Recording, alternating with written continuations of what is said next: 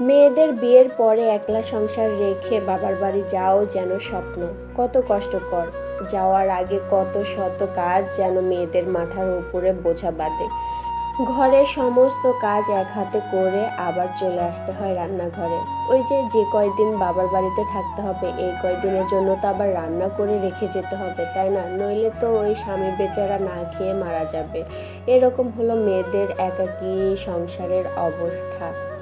তো কয়দিন হলো অনেক মন খারাপ লাগতেছিল, বাবার বাড়িতে যাব, অনেক দিন হলো যায় না, তাই ভাবতেছিলাম যে এবার চলেই যাই। তো যাওয়ার আগে প্রতিবার যেটা করতে হয় আমার, যে তোমাদের ভাইয়ার জন্য অনেক অনেক রান্না করে রেখে যেতে হয়। মানে আমি যে কয়দিন থাকবো এই কয়দিন যাতে করে সে বেচারি খেয়ে পড়ে থাকতে পারে, সেই অনুযায়ী আমার খাবার রান্না করে রেখে যেতে হয়, যাতে তার কোনো সমস্যা না হয়। আমার অবর্তমানে সে যেন তরকারিগুলো গরম করে করে খাইতে পারে।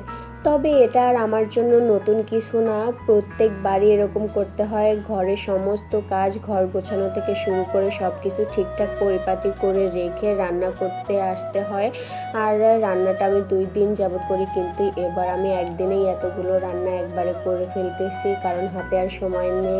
বাপের বাড়ি যাব, মন খুব ছটফট করতেছিল। আর এবারে যাওয়ার আনন্দে এই সমস্ত কাজ করতে আর অতটা খারাপ লাগে না, বরং আরও আনন্দের সহিত করি, যে যত তাড়াতাড়ি করতে পারবো আর যত বেশি করে রেখে যেতে পারবো, এত কয়দিন বেশি করে থাকতে পারবো।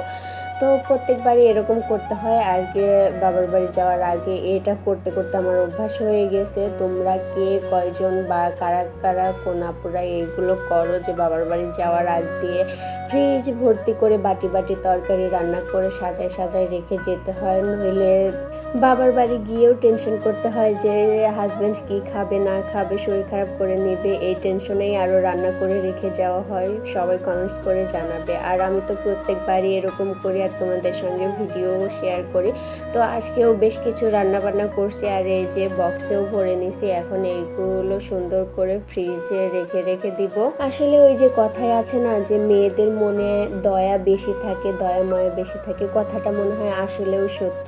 আমরা কিন্তু চাইলেই এভাবে না রান্না বান্না করে ঘরটর না গোছায় রেখে বাবার বাড়ি চলে যেতে পারি, কিন্তু ওই যে মনে হয় যে হাজব্যান্ডের জন্য রান্না করে রেখে গেলে তার সুবিধা হবে, সে ভালোভাবে খাইতে পারবে, তার কষ্ট হবে না, এইসব চিন্তা ভাবনা থেকেই আর কি এত কষ্ট, নিজের উপর জুলুম করে হলেও একদিনের মধ্যেই এতগুলো রান্না কমপ্লিট করতে হয়, যাতে বাকি সময়গুলো হাজব্যান্ড সুখে থাকে, খুশি থাকে আর পেট ভরে খাইতে পারে। তো এটাই হলো ভালোবাসা, আর এটাই হলো মায়া মহব্বত। তো যাই হোক, ভিডিওটা ভালো লাগলে অবশ্যই লাইক, কমেন্ট আর শেয়ার করবে। ধন্যবাদ।